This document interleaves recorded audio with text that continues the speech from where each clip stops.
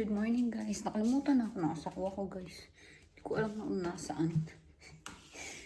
Sabi ko gisingin niya ako kasi ang dami kong gagawin. Hindi naman ako ginising.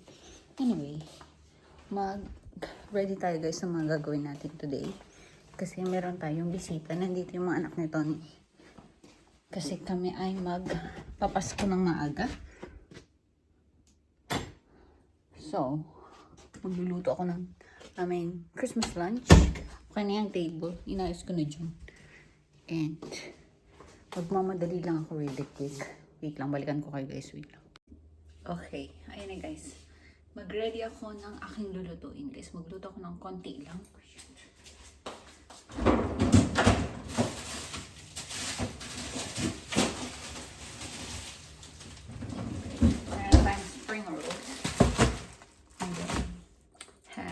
Meron tayong malaking ham, tapos lamb, tsaka mga gulay, tsaka salad na lang. Yun yung ating luto.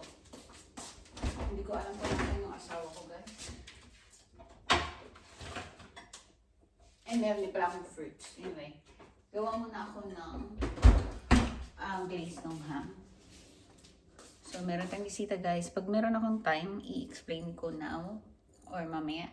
Pag meron na time. Pero pag wala, mamaya gabi ko na-explain pag alis ng mga bisita.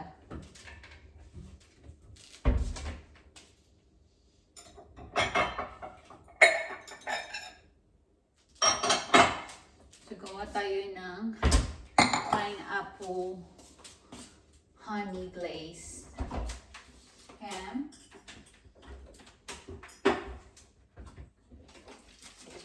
So, meron akong pineapple juice dito. Kasi mas masarap siya, mas matamis. Yan. I-ready ko na din yung aking ham. And, so, diba, tarantamod na ako kasi hindi ako ginising ng asawa.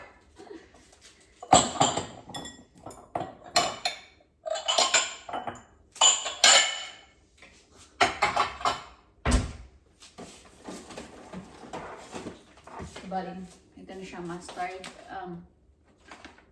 yung brown sugar, pineapple juice, and maple syrup. Meron tayong maple syrup or golden syrup. Ayan. And labas na yung ham.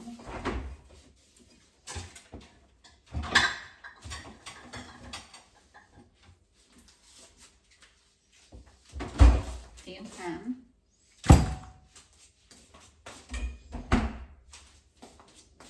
Okay, gawa lang natin yung mix. I-fast forward ko lang siguro guys kasi para mabilis tayo.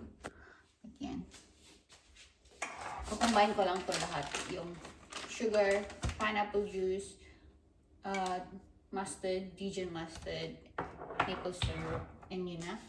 Tapos tatanggalin ng balat ng ham, isuscore ko, tapos ibibake ko sa oven ng very low heat.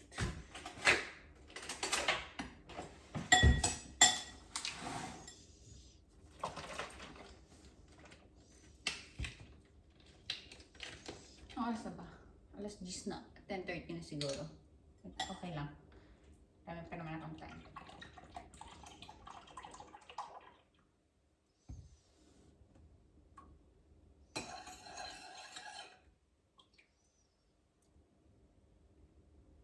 Fast forward ko kayo guys para mabilis tayo.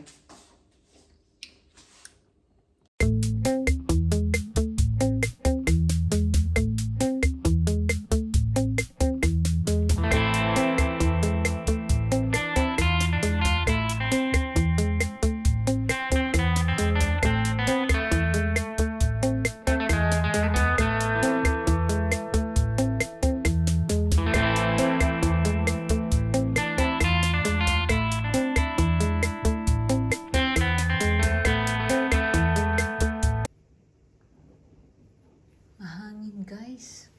Anyway, ayun na yung ating ham. Na-score ko na siya guys. Nalagyan ko na siya ng square-square dyan. Pinalatan ko siya. Tapos in-square pa. Tapos i-glaze ko na to. Ito yung ginawa ko. And, i-bake ko na sa oven. So, yun yung gagawin natin. 170 lang for 2 hours guys. So, mababang heat lang kasi nga sugar to. So, baka mabilis masunog. Anyway, i-cover ko to ng foil para hindi ito sunog. Anyway, yun lang. Fast forward ko. Okay, puntahan ko muna yung asawa ko, guys. Kasi hindi ko alam yung oras. Kailangan ko ng timing kasi para mainit yung pagkain pagdating nila. Ang busy yung asawa ko, guys. Parang buwang siya dun. Anyway, magluto tayo ng ham.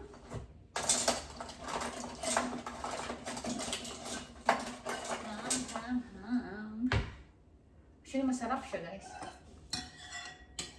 Gusto ko nga lagyan ng sauce kasi gusto ko to ng asawa ko. Baka maggawa ko ng extra.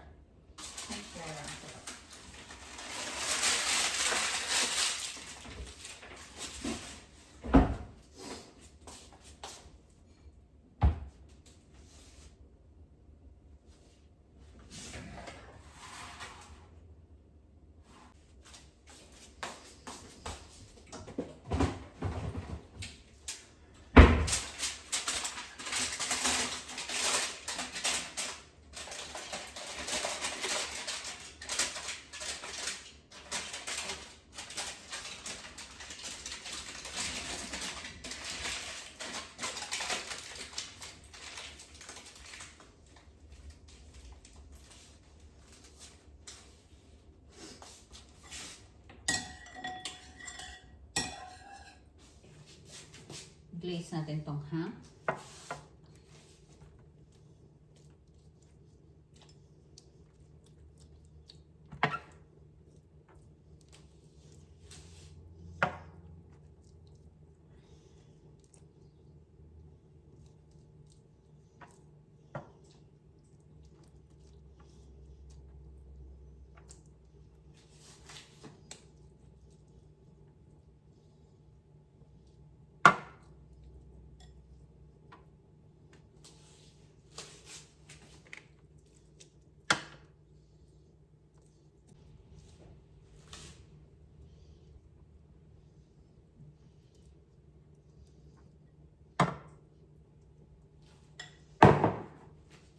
Ayan na siya, guys. Ready na siyang i-bake.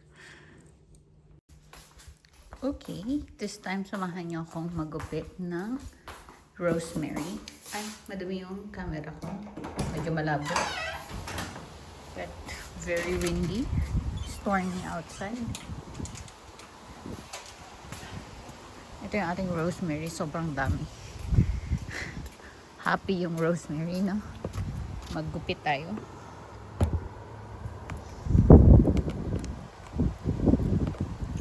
Damihan natin. Kasi ipang decorate din natin to.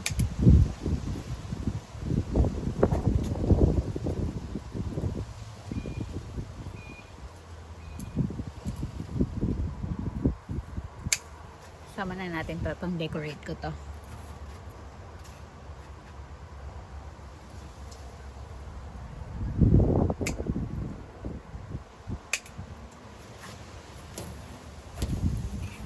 Ano natin to sa ham. I-cover.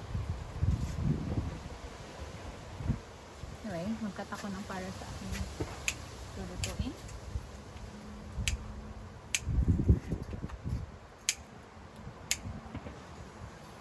Okay na to para sa akin lulutuin. Pero more pa dun sa may i-cover ko sa ham. Kasi gusto kong malabong yung i-cover natin sa ham. Ganyan siya. Kasi madami naman to. Hindi dito dulin.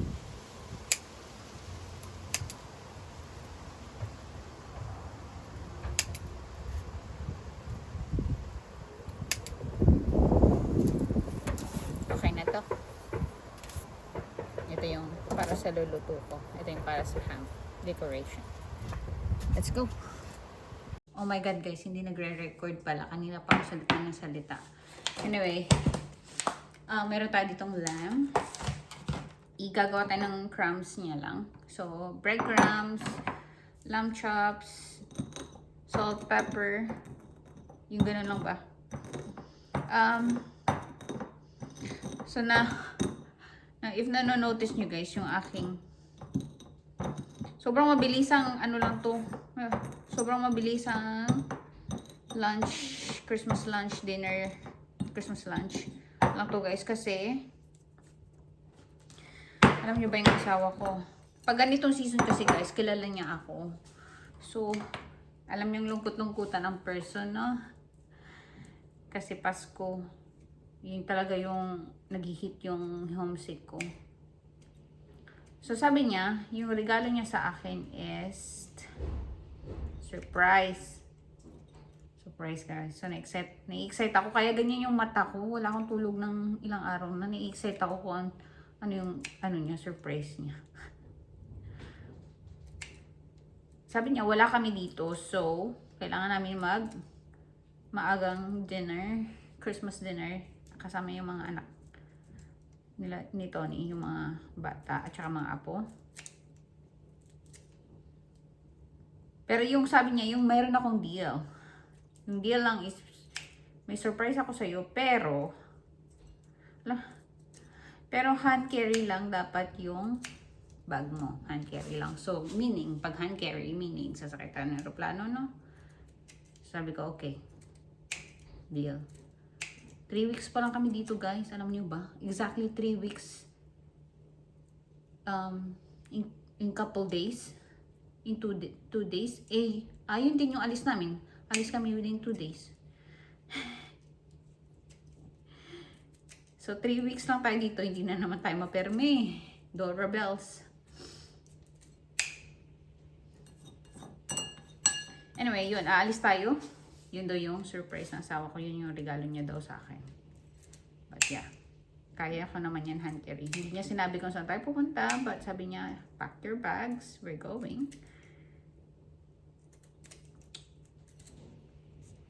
Naunahan niya ako guys. Naghahanap na sana ako ng kung saan magdadrive ba. Long drive sana. Kasi para hindi lang kami para hindi malungkot yung Pasko. Pero, yun. Nag-book siya daw ng hindi siya nag-book. Ewan ko. Hindi ko alam sa kanya guys. Hindi ko masyadong tinatanong. Kasi nga, surprise daw. Kaya, yun. Mag-early dinner tayo. Makita niyo mamaya yung mga bata. Makikita niyo mamaya si Jonah guys. Baka nandito yun. Nandito yan for sure. Malaki na siya guys. Mas malaki pa siya sa akin. Anyway. Tapusin ko yung ginagawa ko guys. Kasi andito na sila soon. So, bilisan ko na yung mga lulutuin ko. So, fast forward ko kayo dito sa corner ulit. Okay?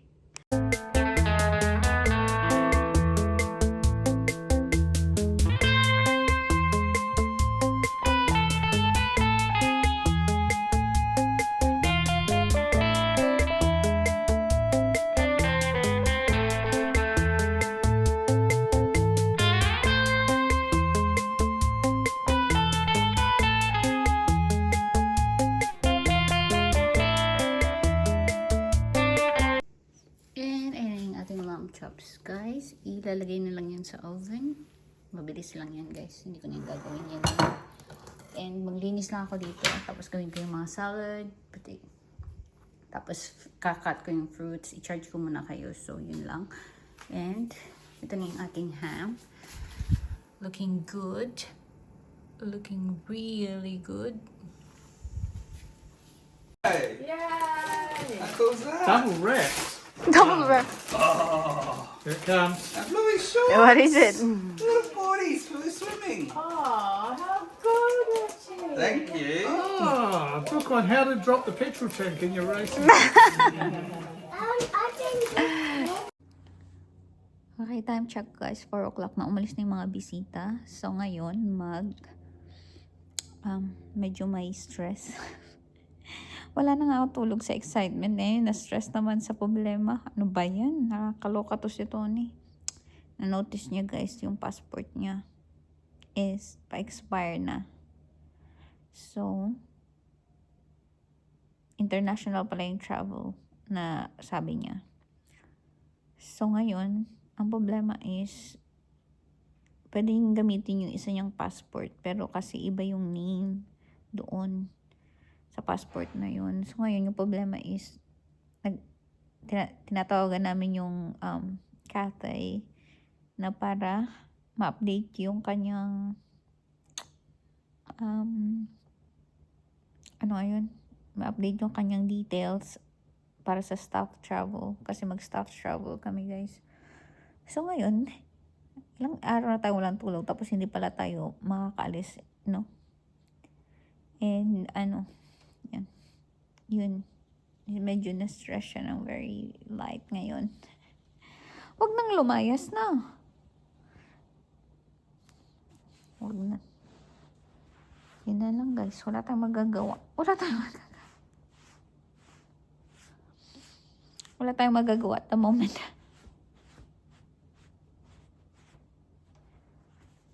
So, anong trip natin? Walay. Yun guys. So, hindi ko sure kung mag-impake ako or hindi. Kasi baka hindi naman tayo makaalis. Hindi niya naman basta sabi niya lang kailangan ng passport. So, ngayon, walang kasiguraduhan. So, hindi ko din alam kung mag-impake ako o hindi. Pero hand carry lang naman yun. Ilang perasong damit lang daw yung kailangan ko. So, pag nag-impake naman ako, mabilis lang yun. Kasi, ano lang, ilang perasong damit lang. Anyway, we'll see guys. We'll see. But binigay na namin yung mga regalo ng mga kids at saka yung mga apo at saka kids. And hindi ko na vlog guys kasi sobrang busy. Uy, ang dami kong, sabi ko chill lang yung ano, pero ikot ako ng ikot. Ang dami kong nagawa. So wala akong masyadong vlog. And na-charge na pala nito ni yung ano, binigay ko sa kanya. Chinarge niya na. Tapos yung ano siya guys, maganda to kasi parang road assistant siya guys. Na dito na lahat. So, pwede mo siyang pang blow up ng tires at saka pang start ng car, pang may pwede din siyang power bank, pwede din siyang flashlight.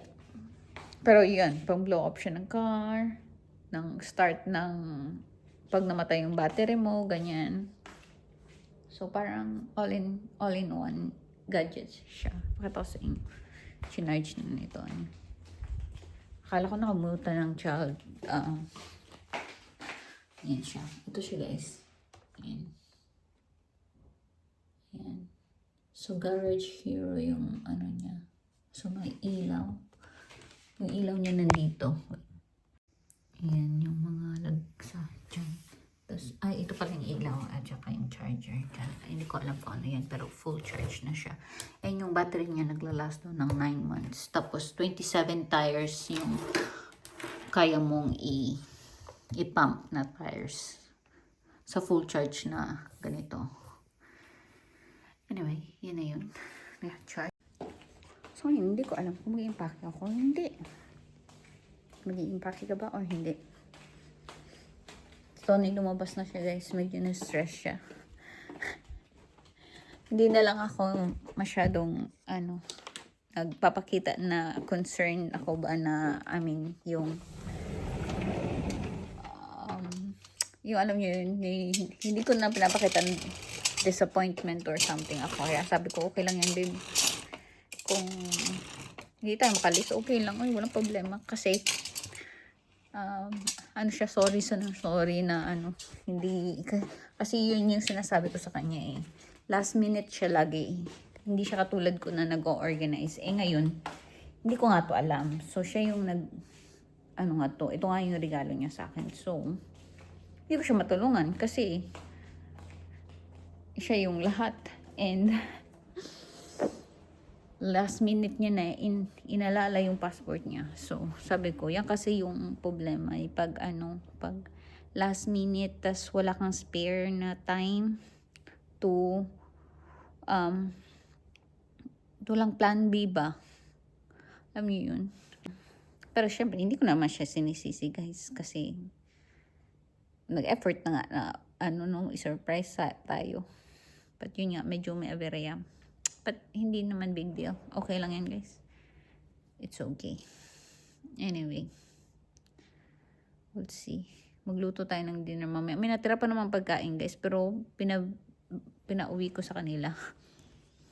Kasi nga, diba, dapat aalis kami. So, dapat walang natirang pagkain. Pero, meron naman konting natira. Tapos, lutuan ko na lang si Tony ng ibang dinner. Siguro fish na lang siya. Hindi ko alam tuloy kung mag-impake ako or hindi.